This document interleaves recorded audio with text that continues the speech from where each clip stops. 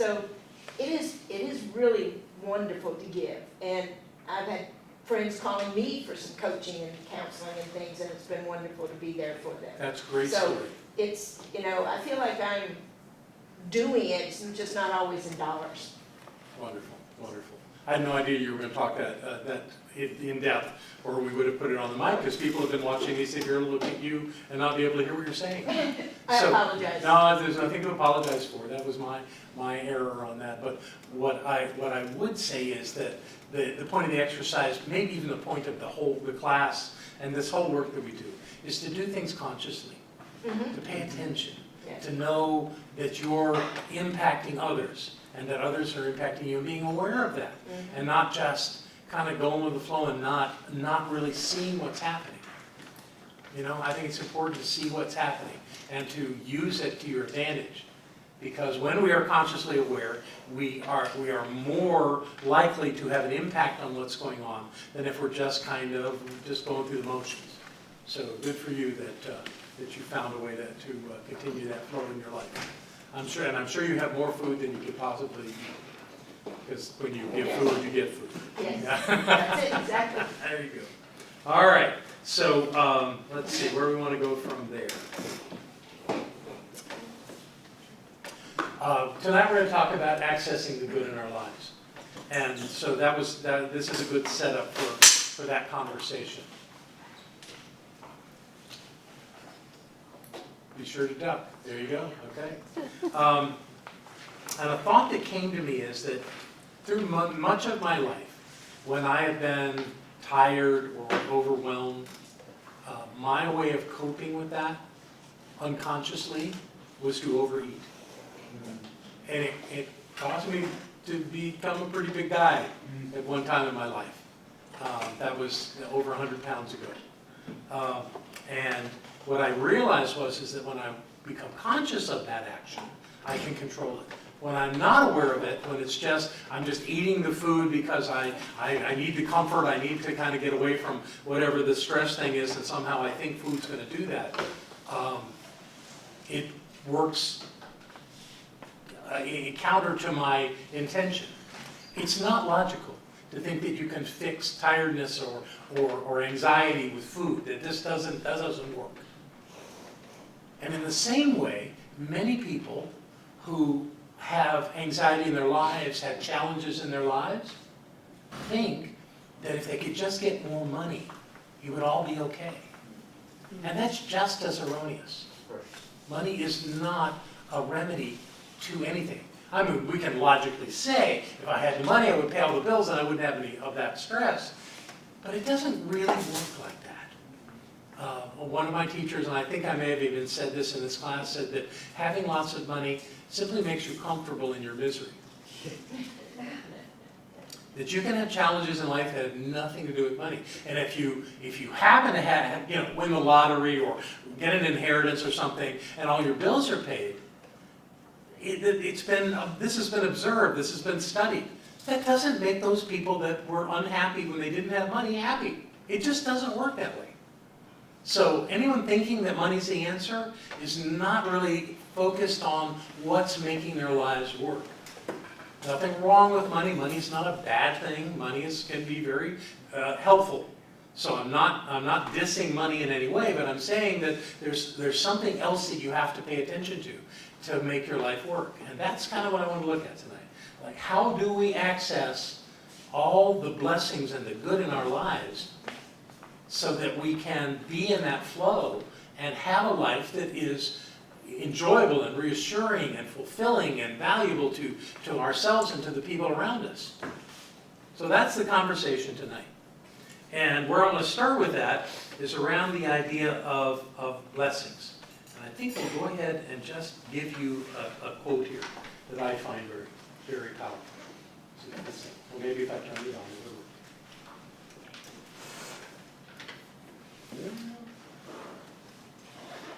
I think what we're doing is we're going to work it over here. Did it work? Yeah. Yes, okay. This is a quote from Walt Whitman. I love this quote. I am larger, better than I thought. I did not know I held so much goodness.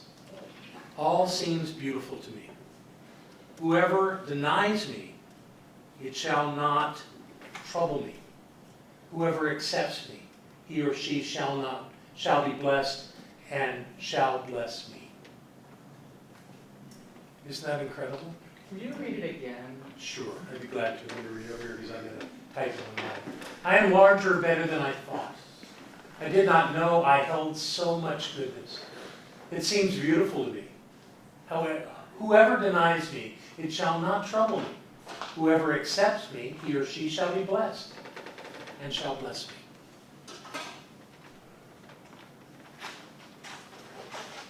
So the topic here is blessings. I believe in blessings. I believe that blessings are a path to a truly abundant life. And not just receiving blessings, although that's really important. It's also true that there are great blessings by blessing others. But where I want to start is I want everybody to take out some paper, fresh sheet of paper.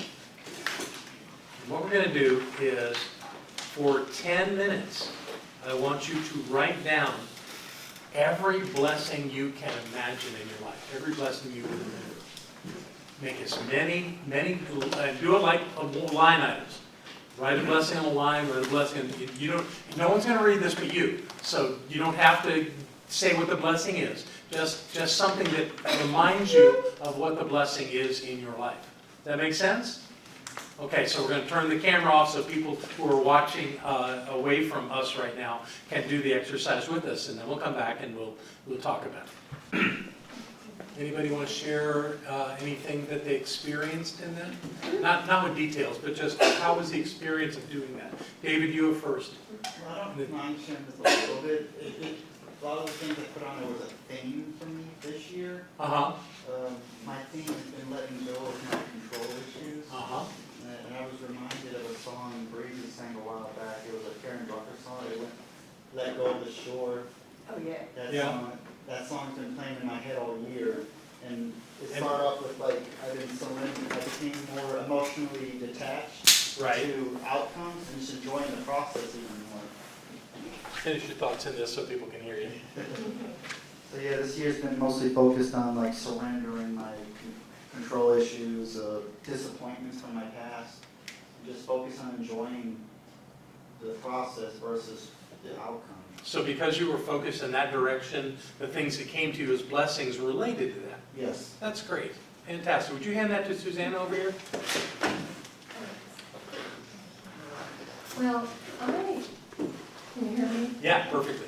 I found that I started off with broad brush topics like friends.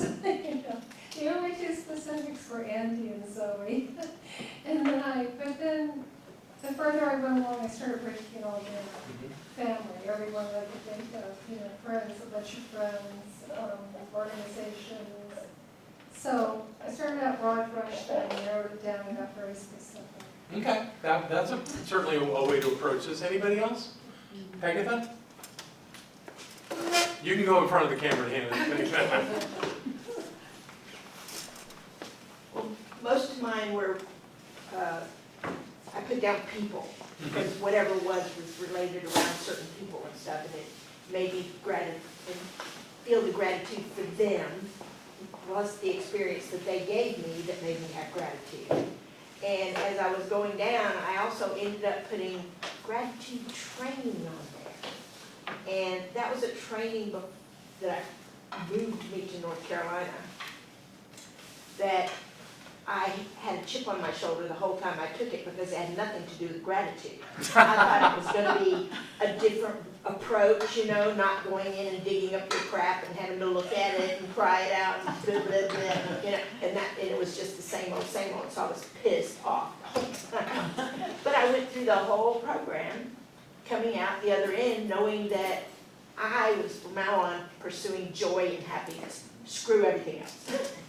So money's always a byproduct for me. It's not the thing that, brings me that joy or happiness.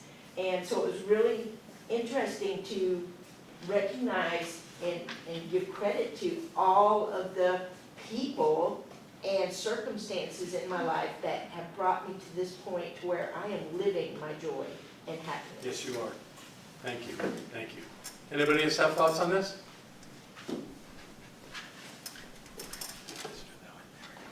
All right, so now I want to, well, first thing I want to say is that there's a difference between knowing you're blessed and knowing your blessings. If I had asked you before we did the exercise, how many of you feel like you're blessed, everybody would raise their hand, right? You wouldn't be in a place like this if you wouldn't do that. But how many people really have an understanding of all the blessings in their lives? Not many people. But that perspective can be very valuable. So you have all taken whatever process to write down what came to you. And I want to do a little survey now to see how, this isn't about a right or wrong, just to see if there are certain areas that came up in the work that you did. So I'm going to ask you if a certain category was something that you wrote about in your list of blessings. If it was, raise your hand. If it wasn't, don't. Okay? Who among you acknowledged a blessing that had to do with your body? Okay. Fair number of people. That's good. All right. How many people, this one's an easy one, acknowledge someone in your immediate family? Okay. How about the blessing of your home? Good. How about the blessing of your neighborhood? Okay. How about the blessing of the place where you work? Okay. How about the blessing of your employer? Getting smaller. Yeah. Well, that being grateful for getting to work for yourself would be a blessing, right? It sure is. How about the blessing of a coworker? How about the blessing of a teacher? You wrote down a teacher's name? Okay, good. You wrote down your mom's name. Homeschooling, that'll do it. I think a number of you did this. How many wrote down the specific name of at least one friend? Okay. All right. How about the blessing of your education? Really, you wrote that down? Yes. Okay, very good, very good. And the blessing of your spiritual community? You better, Richie. How many of you wrote down the blessing of your vehicle? Did you? Vehicle. How many of you wrote down the blessing of your country?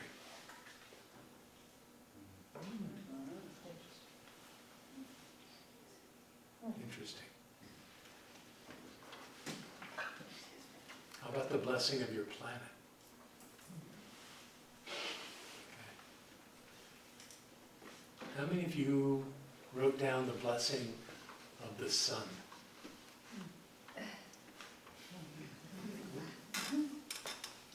The blessing of rain? How about the blessing of music? I'll do this one. Okay. How about the blessing of your divine nature, your God being? So everyone kept their hand down for something. In most cases, several things. So your list is not complete. There's other things that are blessings in your life. So what you've done tonight, is create a starting point of having a list of things that you're grateful for. Things that are blessings in your life. Not necessarily, I take that back. I wasn't speaking of gratitude, I was speaking of blessings. Things that you perceive in your life as blessings. Yes? What is the distinction between gratitude and blessing? We're getting to gratitude Oh, later. okay. I don't want to go to gratitude yet. Okay. That's all.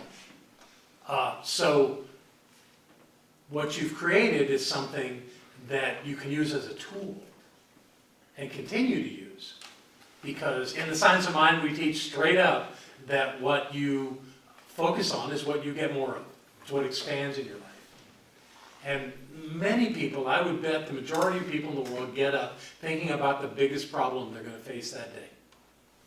Something to do with their work or their relationship or something. And that's what comes to mind when they get up. It's that old, good God, it's morning.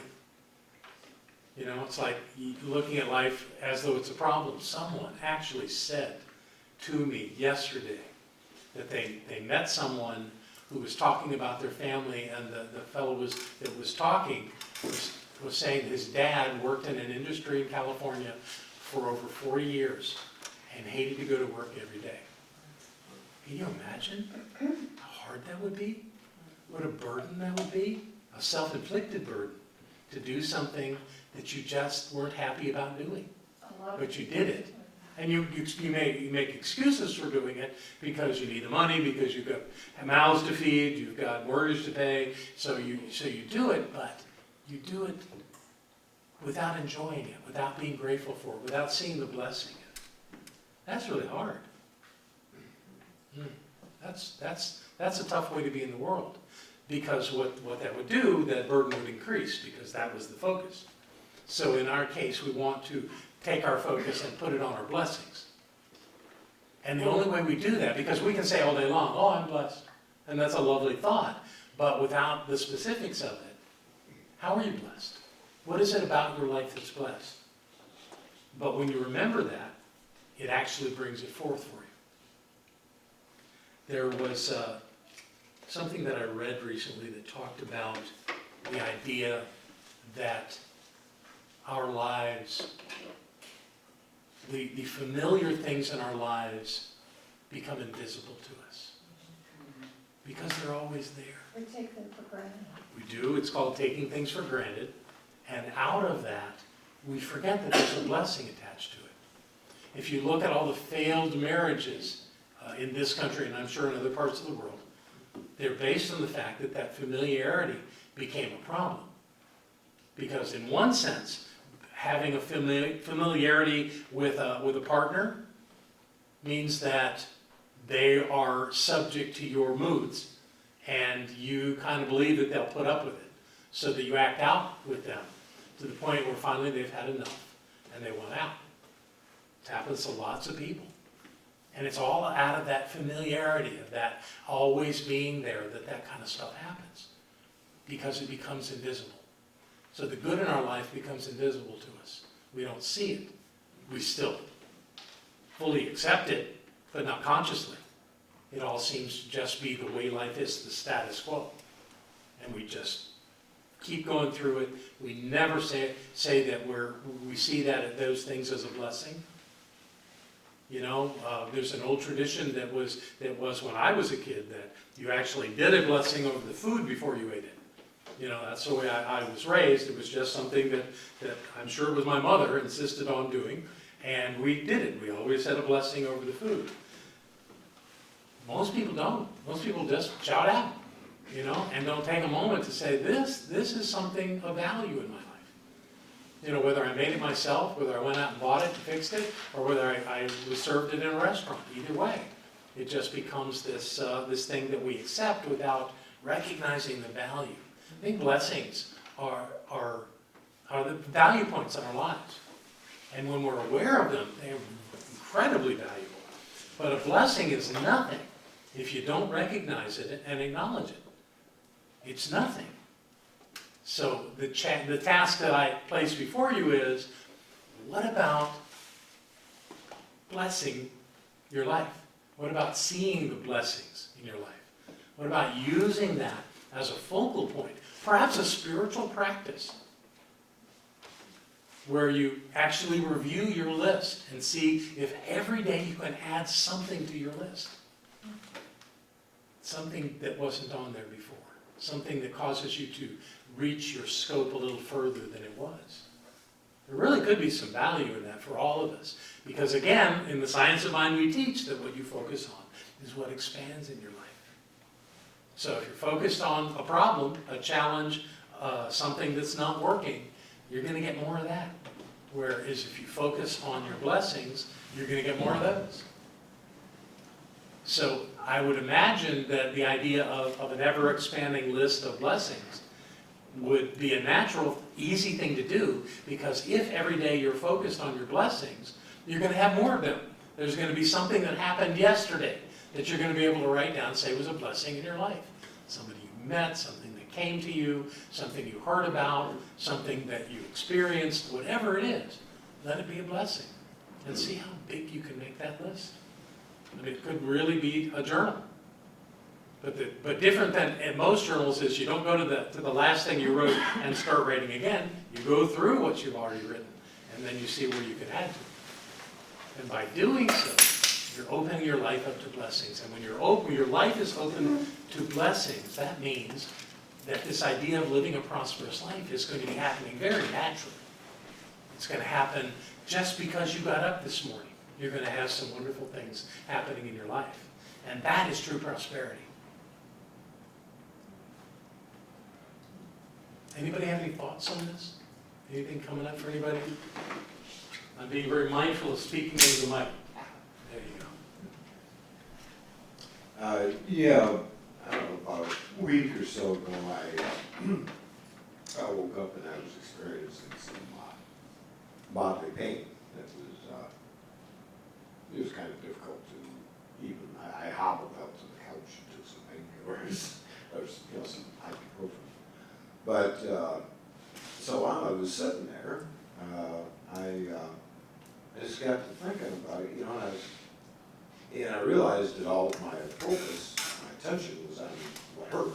And I thought, wait a minute, there's so many more systems in the body, and all of them are working just fine, I can see just fine, I can hear, my stomach feels great, it's still hungry, but, and I started looking at all that, and there's so many thousands of little nuances that your body handles, that my body handles Right. every day. And so I started giving thanks for those. Yeah. And it was long before the ibuprofen could have kicked in, the discomfort started going away. And I was, wow, So it was neat. Even after the discomfort went away, I still just sat there. I listened to some gratitude, did some gratitude meditations and things like that. And I just felt absolutely wonderful by the time I got up and wanted to do my errands. That's great. And you see what you did there.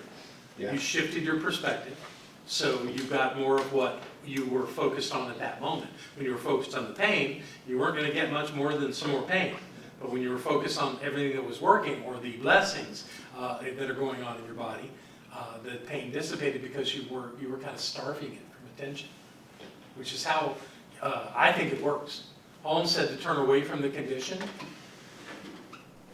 And what you're doing when you have a condition you don't want that's happening in your life, when you turn away from it, what you get in place of it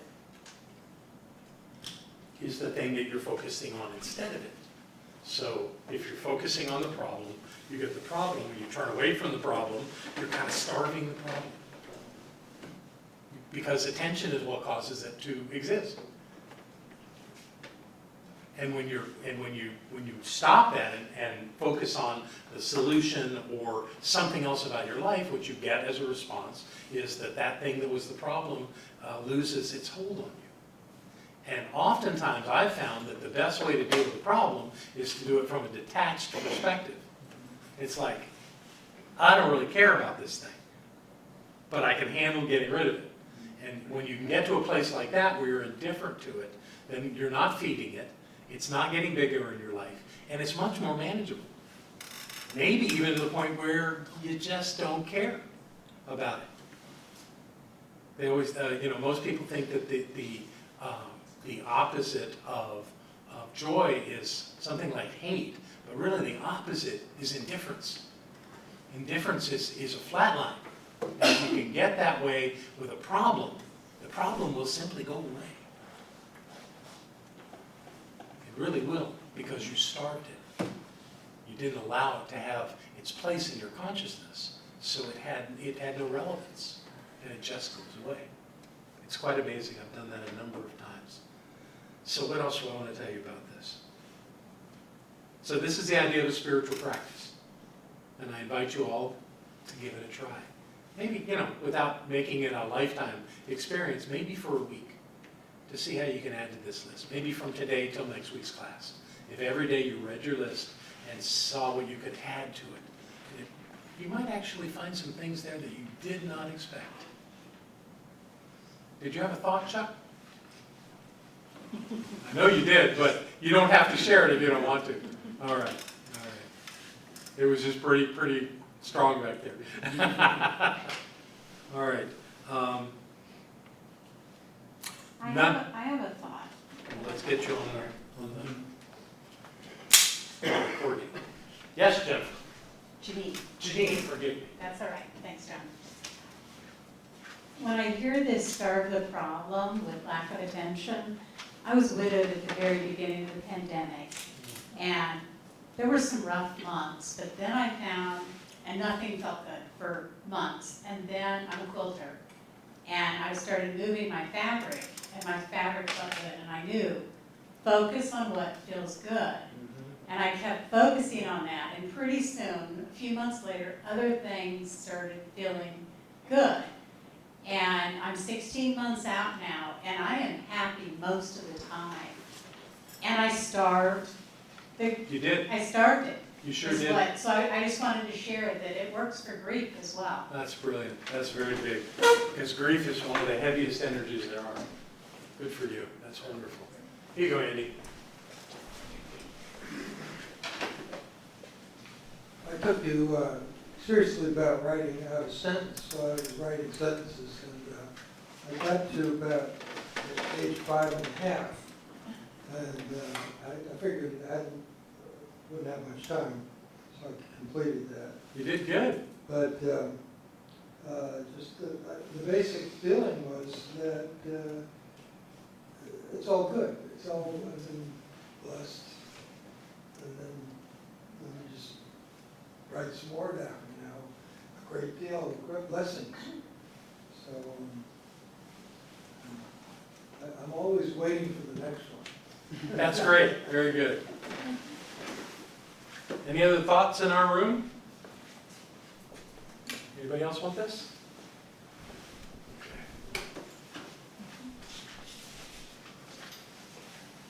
Well, this is probably a good place to take a break. When we take a break, we'll come back and do some more of this. Okay? Very good. So we spent the first part of our class talking about receiving blessings. I want to talk a little bit about the idea of giving blessings, of being someone who blesses others. Blessings are an exchange of energy. Obviously, they don't mean anything unless you are recognizing them. But when you give someone a blessing, it's a very conscious thing. You can't bless someone unconsciously. You can receive a blessing unconsciously and it doesn't do you any good. But if you're one that blesses, and one way you can bless is through gratitude, expressing gratitude. I think that exercise I asked you all to do a couple of weeks ago was an exercise in actually bestowing a blessing on somebody. So why would we do that? Well, I kind of believe that the same concept of receiving a blessing works the other way around. That if you're conscious about blessing others, that what that means is more blessings are coming to you, because that's being in the dynamic flow of spirit.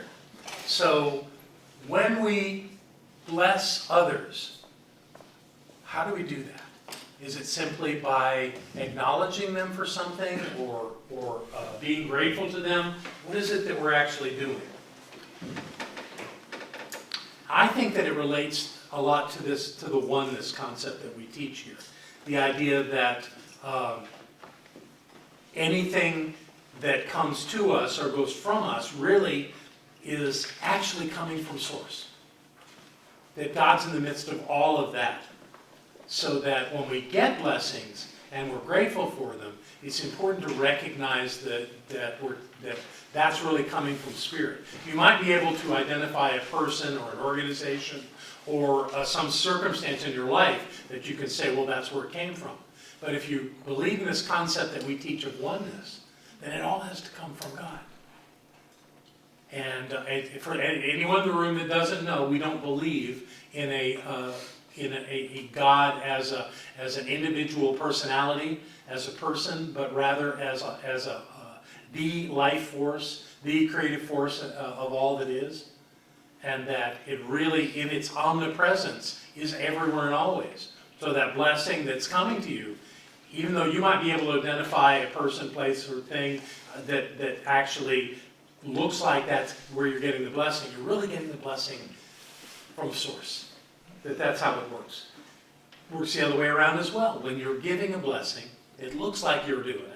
Looks like you're bestowing a blessing on somebody. But truly, this is what's happening, is that this is the universe, this is the presence of the divine that's actually bestowing the blessing on you through and as that individual. So I think it's important to understand the distinction there. And one of our great teachers in this movement, one of Barbara's favorite teachers, is Wallace Wattles, and he has some thoughts on it. I wanted to share what Wattles had to say about this. The more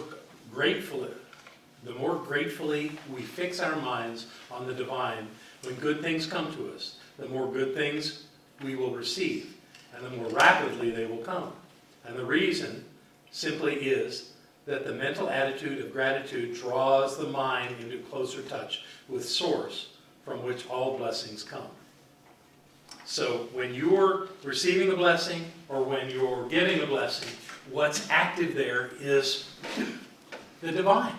That's all it is. That's what everything is. And the more we recognize that, Waddle suggests makes us more attuned to that's happening, rather than thinking that our blessings are from a particular person, place, or thing, and that somehow blessings wouldn't be coming on a regular basis. Is to recognize that once we're in that dynamic flow, they're going to come from all kinds of directions. And it's all the same direction. It's all coming from the same thing, from the same place. So I think that's what Waddles was bringing. And recognizing that is like upping it a notch beyond, oh, I'm so grateful for this. Thank you so much. To say, I'm in alignment with the divine. And I am experiencing this because I know who I am. So by knowing who you are in the midst of all that, you're actually playing at a higher level of consciousness. So I think it's kind of fun that Waddles is in the middle of that. Barbara loves Wallace Waddles, loves to teach his teachings. So how do we bless people? Well, we acknowledge them for being whoever they are, for being wonderful, for being in service, for being helpful, for being available, for being generous, for whatever we're acknowledging somebody for. We bless them by focusing on them. And by doing that, we create an energy exchange that makes their life better. So it's a good thing to actually keep the blessings flowing, not just to us, but from us. It's important to do that. It's important to understand that the blessings, that we're in charge of our blessings. We're in charge of what's coming to us, and we're absolutely in charge of what's going from us. So that when we're involved in having kind words for people, for realizing and recognizing the value in people, that it ups our game. It helps us play a more meaningful game in life. And that's why it is so important to be able to do that. I don't know how many of you are familiar with the Jungian archetypes. There are 4 primary archetypes in the work of Carl Jung. They are the lover, the warrior, the magician, and the sovereign. It was actually originally called the king, but that has a gender-specific attitude to it. So it's become the sovereign. But it means king, queen, it means having that. And it's actually, and the way it works is that although you may have a primary archetype from which you live your life, and we all do, we have all 4 of them. They're all 4 completely active in our lives at our disposal and at the level that we want to play. And the king archetype, which it seems to be the least prevalent as a predominant archetype in people, or the sovereign, if we call it that, is the one where blessings are included. In fact, it's stated that the purpose of that archetype is to bestow blessings. And if you think about it, if there were a sovereign, a king, an emperor, or somebody who was gracious and connected to the people that were in whatever environment that existed in, if that person was someone who was generous and supportive of the people would flourish.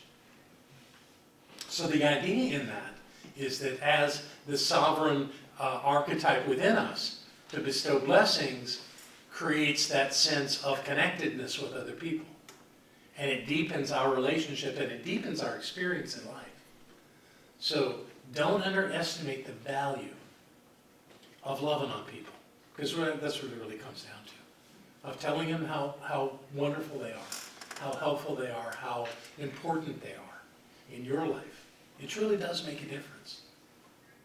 And I've been doing it my whole life. I actually, when I test in all of the archetype work, I come up as a king, as my primary, which is great in some ways, but it's kind of disconnected in other ways. It makes me not good at certain things, like details. But I am no magician, although I'm married to a magician. But in the area of bestowing blessings, it's always come very natural to me. And I invite you to consciously in your life bestow some blessings. Find some people that you can remind how wonderful they are and how helpful they are. And that is not, in the moment it will look like you're just giving them something. But the truth is that you're actually creating something in your life as well. So this idea of blessings can be a very powerful thing when we give them. John, I have a question. Yes. When, Janine. yes. Okay. See? I have a learn. practice where I give others the benefit of. Yeah, let's go ahead and get this on. Thank you, Betty. Thank you. I have a practice where I give others the benefit of the doubt for no reason, just because it feels better to give them the benefit of the doubt than it doesn't. People I don't know, somebody cuts me off in traffic, well, maybe their mother's sick, maybe the dog needs to go to it doesn't matter, I'll never know, but I give them the benefit of the doubt that their intentions are good, unless my gut tells me not to, which there's this creep alert in the gut that will tell me when. Creep alert. When to stay away.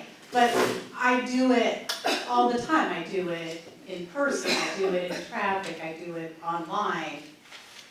And as you're talking about bestowing blessings, that feels like it's bestowing a blessing. Would you? I could go with it, sure. Okay, thanks. I just want Because in the moment you wish them well. Yes. Even though they did something that many people would find very contrary and very not working. People could get angry or frustrated or irritated, Sure. but I don't like being angry or frustrated or irritated, so I give them the benefit of the doubt, bless them on their way, and get on with my day. That's pretty much what I do, but I never thought about it as giving a blessing, and I like the idea of that being a making blessing. that, so, thank you. Well, especially if someone does something like that when they're struggling with something, offering them a blessing, bestowing a blessing upon them, could only make it better. It certainly can't make it worse. I remember once I was driving back from a meeting in Raleigh, and I was really tired. I hadn't slept well. Something was going on. I don't remember what it was. But I started to veer into another lane. And I caught myself and corrected. And a guy that was in that lane came up next to me and shot me a bird. And I looked at it and said, really? Because he found that offensive. But at the end of that exchange, he was the one that had to deal with that, not me.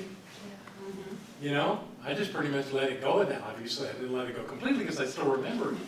But in that moment, I just didn't have any time for that. I needed to work on staying in my lane and getting all the way back to Asheville. So, I think in many cases, people are struggling going through something when they do something that it seems inappropriate. And just blessing them. It's actually a thing in the South. You probably heard that. Well, bless their hearts. Bless their heart. Yeah, which, kind of means, in one sense, they were a jerk, but in another sense, they're saying bless them. So there's something there. And I've always found that to be a beautiful thing. Oh, bless their hearts. It's like, just let them off the hook. So I'm all for that. Absolutely. Good for you. And you're building up the blessings in your life when you're blessing others. So that's certainly something to work with there. So the next thing that I wanted to share with you is a concept, a question. You know what a mantra is, right? Something you say over and over and over again. Well, this is a question that you could use as a mantra at times when you find yourself maybe a little bit off course.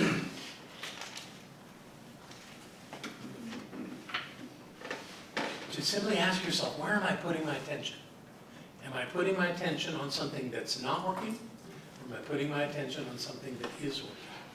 Am I putting my attention on something that's going to make my life better? Or am I putting my attention on something that's going to add to the issues I'm having to deal with every day? People that are reactive in life are constantly putting their attentions on things that don't work. And the more they do it, the more it happens. On things that what? I'm not sure what you're asking, Oh, Susan. people put their They attention put their on attention things on that- On what's not working. What's not working? Yeah. Okay. Yeah. And because of that, they're complaining about it, they're finding fault, they're discontent, and their discontent continues to grow. It's almost, I had a friend once that said during his drinking days, and he's been sober for, 30 plus years, he said in his drinking days that he would wake up in the morning and be looking for who it was that was going to mess with him. Of course, he didn't say mess, he used another word. But the idea is the same. If you've got your mind on that your life is filled with things that don't work, you'll create more of them. And it's all based on where you put your attention. Your attention is what determines that. The creative force in your life is your attention. And so and we have this term called paying attention, as though you're actually giving something to it. And you are giving something to it. When you pay attention to something, it's almost like you're putting money into it.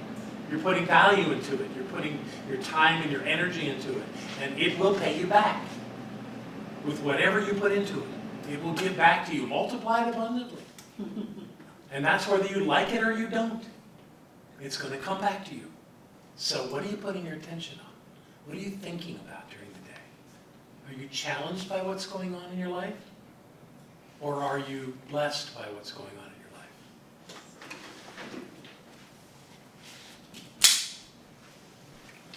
Here you go, David. Thank you.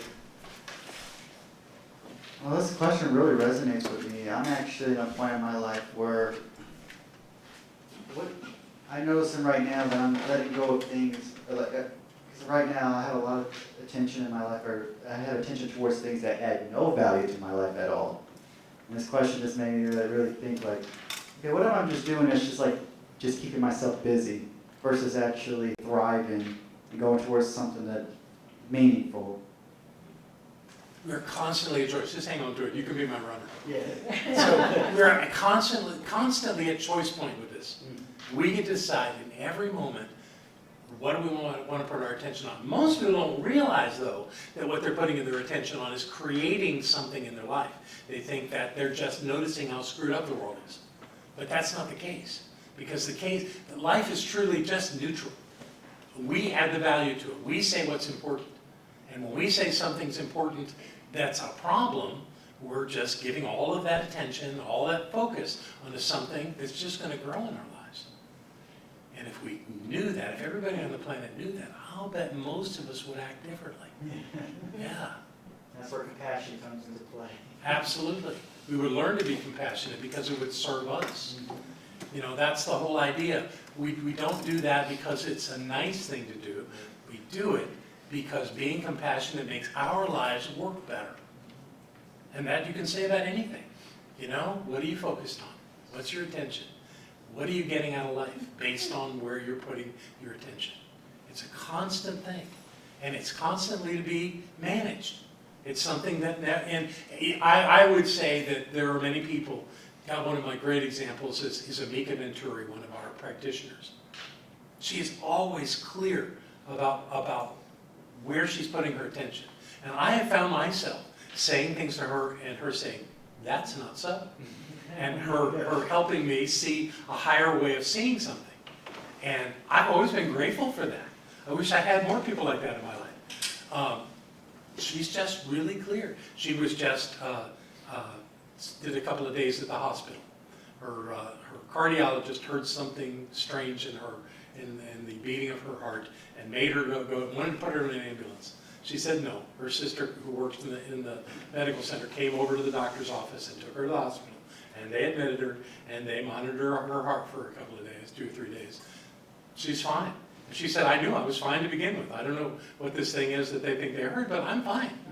And, you know, she said, this would have been a better break for me if there had been a better bed, but I slept. And it's okay. I got what I needed. They fed me. It was a break. I accepted it. You know, she's in child care work, and she's got little ones running around all the time, and this was a little break for her. So she took it as a break, you know, and she's just one of the most clearly focused on what's working of people I know. And April's another one like that. And I can point out several other people in the room that are like that. But we all had work, though. There's always stuff. There's always something that can get under our skin that we can take on as a challenge in a way that it's not pleasant. And we can always turn that around in a heartbeat. I remember when I was living in Australia in Sydney. I was part of a spiritual community, and I had taken on a project for the community. And there was another person in the community that probably had some issues with me. I don't know why, but she did. And I presented in the afternoon what I had done toward this project. And she was very critical of it. And I took it personally. And that was the night when we had an evening class. And I remember the room was full, and it was my night to actually present some information at the end of the class, like even announcements. We had certain events that were happening, and someone would get up and talk about those at the end of the evening. And I remember that I got up there and I was all droopy. I was, you know, okay, we're going to do this stuff. You know, that you could feel the energy in the room just kind of fall, because my teacher, Ken, had just given a brilliant message to the group. He was wonderful. He had left the room for something and turned it over to me to do the announcements. And I'm in there, and a voice in my head said, you are totally screwing this up. Don't do this. And I just lifted myself out of it. And people afterwards said, that was amazing to watch. That you were in such a funk in the beginning of it, struggling to say what you needed to say. And by the end, you were just dazzling and on top of it and just inspiring everybody. And this was over a period of not more than 5 minutes. And so I realized at that moment that I'm always at choice. You know, I can take it personal. I can make it a problem. I can struggle with it. Or I can say, no, I've got something important to do here. Let me do it well. Let me lift this thing up for myself. Because ultimately, even though everybody else was observing this and in the exchange of energy with it, it was still about me. And I pulled myself out of it. And I've known since that day that I never have to be in a funk. That if I'm in a funk, if I'm feeling that way, if I'm feeling burdened by life in any sort of way, I did that. Life didn't do that to me. I have never in my life been a victim. I thought I was a victim. I could give you stories that would sure sound like I was a victim, but that's garbage. I'm not a victim. I'm playing life, just like everybody else. I want the most out of it that I can find, that I can get. So, back to blessings. Fill your life with blessings. The ones that you get and the ones that you give. And see, you might even want to play a little competition with yourself. And give yourself, see if you can give as many blessings as you're getting. That's a little game that Barbara and I have played over the years. Who can outgive the other one? Who can be more generous with the other one? And you can play with yourself, because you recognize the blessings that come to you. You have to generate the blessings that come from you. So, are you keeping up? Are you generating as many blessings as you're getting? It's kind of an interesting thing to look at. It might be even part of that journaling process. Who did you bless today? How did you bless the world, something in the world today? Where did you point out how wonderful something is? How helpful something is? How did you do that? Where did that happen? Something to look at, something to think about. Also, how you see a person, what you said about Barbara on Sunday, seeing her as whole and alive and healthy, it's a blessing. You got a mic there. Oh. How, I don't remember what I said. You see Barbara. How you see a thought that you have about another person is what Yeah. I was thinking, is a blessing. Yeah. When I'm doing my journal or thinking through the process, it's a blessing to see the divinity, the wholeness, the perfection. It doesn't have to be a done thing, it can be a thought thing. It can absolutely. It is a thought thing. Even if you don't say it out loud, everything that's going on in your mind can relate to that. I mean, that was kind of, I think, one of the points that I wanted to make with my talk about Barbara, was that anyone that looks at Barbara and sees her physical challenges would think that somehow she's diminished. But the fact is she's not diminished, not the slightest bit. She's still the same amazing person. And the fact that she had a stroke is one of the least interesting things about her.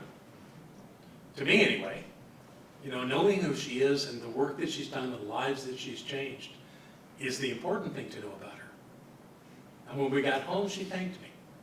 She thanked me for still seeing her so clearly. Yeah. And I assured her she's still touching lives around the world. All the time. Yeah. So, you guys back there that haven't seen it, you gotta watch that talk. Thank you. All right. So, where am I putting my attention? And some thoughts when I wrote that down came to me. You're always a choice. You could say, I'm so tired. Or you could say, I can get this done. You could say, there's not enough. Or you could say, there's more than enough. You could say, I don't know what to do. Or you could say, I always know what to do. Even if at that moment you don't have the absolute answer, if you say, I don't know what to do, that holds you in that place of not knowing. Whereas if you say, I always know what to do, you open yourself up to receive, through your own consciousness, the answer to the thing you're looking for. Or to know the place to look to get the answer. It's always there. And we are the ones that block ourselves by thinking that somehow we're limited. One of my favorite lines, when I get into a discussion with someone that starts telling me how no, I can't do this, it can't happen, blah, blah, blah, all this stuff, I say, isn't it interesting to watch somebody argue for their limitations? And people do. They will just, to the bitter end, argue for why they're right in that they can't do this. That they can't accomplish it, they can't experience it, whatever it is. That's always there, and we can always argue that. I mean, we are the only ones that can stop us. And we become invested in the idea that we can't do something or can't have something, rather than understanding that we can. We can have anything, we can accomplish anything if we put our minds to it. If we're clear about that, if that's our vision, I think it's fascinating that two of the world's billionaires just took a group to space. That's wild and crazy. Just a few years ago, would have thought that was impossible. And there they were, back to back, just days apart, taking groups into outer space, into weightlessness, into a different experience of observing and perceiving the Earth. Wow, that's amazing. The world's changing in that regard. What was the other one? The idea of saying I'm burdened in life or I'm blessed in life. And if you believe that you're burdened, you are. Only by your own choice. Only by your own thoughts. Whereas if you believe that you are blessed, that your life is a series of ongoing blessings, then you will continue to be blessed. For a long time, my closure in a letter was to write infinite blessings and then my name. Right now I write so many blessings. Because some people just can't go infinite. So I just point out in that closing thought that my life is filled with blessings. I want to remember that. And I want everybody that I speak to know that my life is filled with blessings. You know, some might think, oh, John is so burdened because he has to take care of Barbara and run the center. Well, I do. I have to do those things. I choose to do those things. I get to do those things. And when I'm clear, it's not a burden. It's a joy. You know, this center was our baby. We started it in our living room 26 years ago. And it has grown to a beautiful place. Obviously, we're going through a pandemic and things are in flux. Okay, that's the way it is. But I tell you what, one of the blessings of this pandemic has been to watch people I haven't seen in over a year walk into the room. It just makes me do that internal happy dance. And there were a bunch of them on Sunday. People I didn't know if I'd ever see them again. And there they were, in the room, being a full part of what we were doing. All masked up, but I didn't care. They were in the room. And I know more are coming that way. That some people just aren't ready, and that's perfectly fine. Everybody's got to do this the way they want. What a learning curve this pandemic has been. To be forgiving, to be tolerant, to not judge. Two of our most amazing practitioners got COVID, and I went into judgment. Why didn't you just get the friggin' vaccine? You know, that's not my business. It's not my business to determine what they should or shouldn't do. They're on their own path. And the lessons those two are learning right now, they could not have learned any other way. And one of the lessons they've learned is how important they are to each other. I mean, I'm sure they would tell you that they were, deeply, deeply important to one another before this happened. But having one of them in the hospital in quarantine and the other one sitting at home, and both of them going through all of this stuff, has really created this deep, deep connection. I mean, I can't tell you how much I would love to be there when the two of them get to see each other again. It's going to be magnificent. So even in the midst of turmoil, even in the midst of darkness, what appears to be darkness, there's beauty. There's love. There's wonder. It's happening all the time. But you got to look for it. You got to look for it in life. It won't find you without you finding it. And the last thing I want to talk about tonight is this concept of gratitude. Because when we are blessed and we're conscious that we've been blessed by something or someone, our response is to be grateful. It's just a natural thing to feel that gratitude. So it's a natural connection to blessings. It's part of blessings. And we hold this idea of gratitude in our movement as a very high standard. In fact, so much that the way we do our treatment. Well, and by the way, I do intend to teach a class after this one that will include some work on our discipline of prayer, which is called spiritual mind treatment. And the idea of that is that it's a 5-step process, and the 4th step is called gratitude or thanksgiving. And we don't say that because it's polite. We speak our gratitude because in our mind, that makes it real.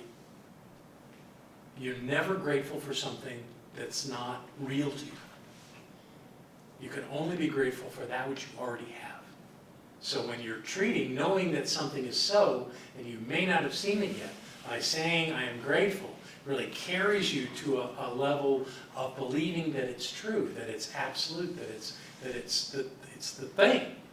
And if you get to that place, you're telling the universe that it's real, so the universe must make it real. That's how the law works. It only reflects what we believe about it, what we know about it. So if we know that something is so, it must be so. That's why we end our treatment work with, and so it is. We don't say amen or hallelujah or anything else. We say it's so it is, meaning that it's real. So using gratitude in our lives really helps us make things real. It helps them make, it helps make them pertinent. It helps make them solid. Solid, that's a good word. It turns it away from the idea of something that we want to something that we have. And that's always going on. So the idea of gratitude is essential to everything that we do. I should have the word up while we're talking about it. And of course, gratitude can be a spiritual discipline as well. I've done that where you just do a gratitude journal. Right now I'm thinking the idea of doing a blessing journal is a more relevant thing, but you can certainly do a gratitude journal, and it's going to look a lot the same way. Because we're grateful initially for things that we have and that we want.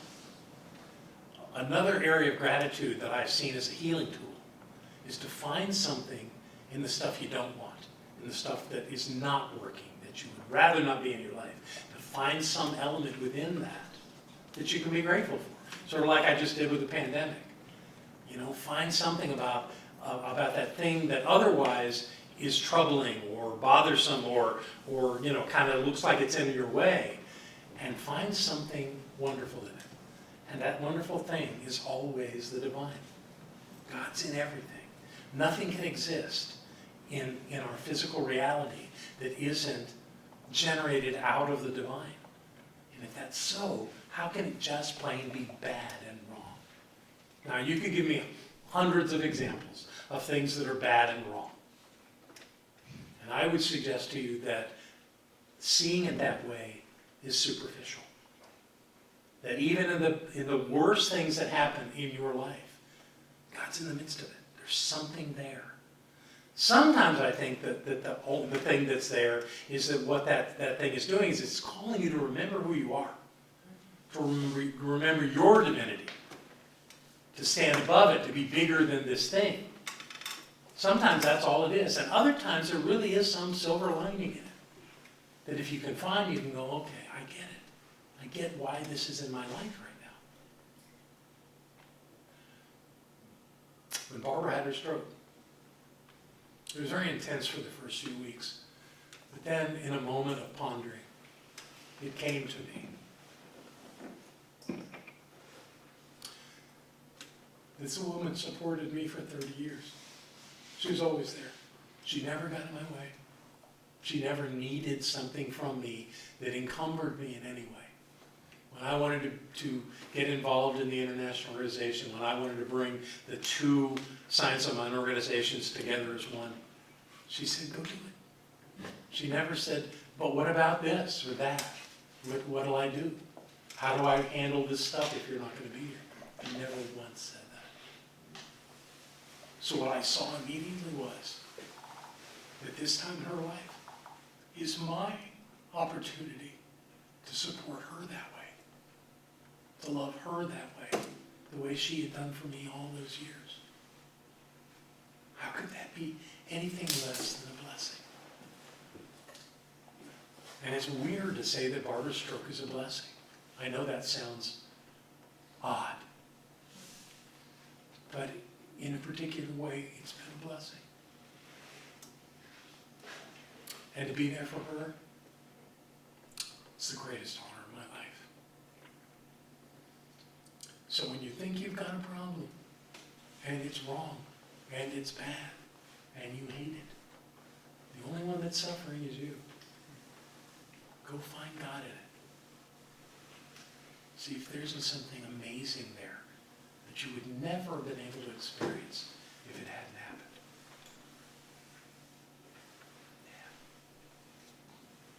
Yeah. So the work is for us to train our minds. To train ourselves to find the blessing, no matter what. And to do it every single time something happens, so that we're attuned to it, so that we live from our blessings, so that we live to bless others. If we can do that, I call that a prosperous life. And it has nothing to do with how much money's in the bank.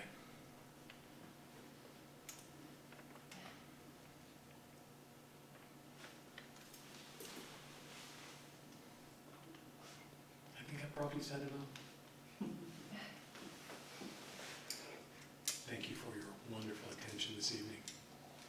We're going to do our passing of the baskets now. Oh, no, I have a homework assignment for you. There they sit. I'll tell you what, would you do this? Would you pass those around the room? Do this and bring it back to class next week. What this is some work on this idea of gratitude. This idea of acknowledging people who have been of value in your life. So there are 2, 4, just six things. All of them ask you to fill in the blank with a name. And then to write below that line some statement of that gratitude you have for that person. The first 2 are pretty obvious. They're your parents. The next 2 are wide open. They have no specific idea built around them. They just ask you to identify somebody that you have deep affection and appreciation for on one of them, and profound gratitude on the other, for whatever it is that they brought to your life. And then the last 2 are really more about a spiritual aspect, for someone that helped light your path, and the final one for someone that touched your heart. So that's your homework assignment for the week, is to complete this and bring it back, and we'll talk about it. Okay? Yes. Now we'll do the baskets. So if you would please take out what you're going to give. And know with me that there's something amazing going on. Something wonderful. It's always been going on. But every time we remember it, it's like it's renewed. It's like it's fresh. And the timeless, infinite, eternal presence is always here. And it's always new. It makes our lives real. It is our lives. And when we come together at this place called Center for Spiritual Living, I know that we are blessed by being able to recognize it, remember it, and to use that awareness to make our lives joyous, rich, and full in every way. I know that we are beings of love and light, and that as we do this work, we are blessed. And as we bless this center, we are blessed. And as we remember who we are blessed. So by being that we are, by remembering it, we light up the world, and we truly make the world a better place. And knowing that that is so, I invite us all to stand and say our increased income treatment together aloud. I, John, know that God is the source of all supply, and that money is God in action. I know that my good is here now. I am so rich and so full that I have an abundance of money to spare and to share today and always. I know that true prosperity includes perfect health, perfect wealth, and perfect happiness. This word which I speak in faith knowing now activates universal law, and I accept the results. I bless all that I have now, and I bless the increase. I bless all the others in the increased income program of our class, and I know that we now prosper together in every way. I give thanks for this good, and so it is. And that's the truth. Y'all have a fantastic week, and I'll see you again very soon.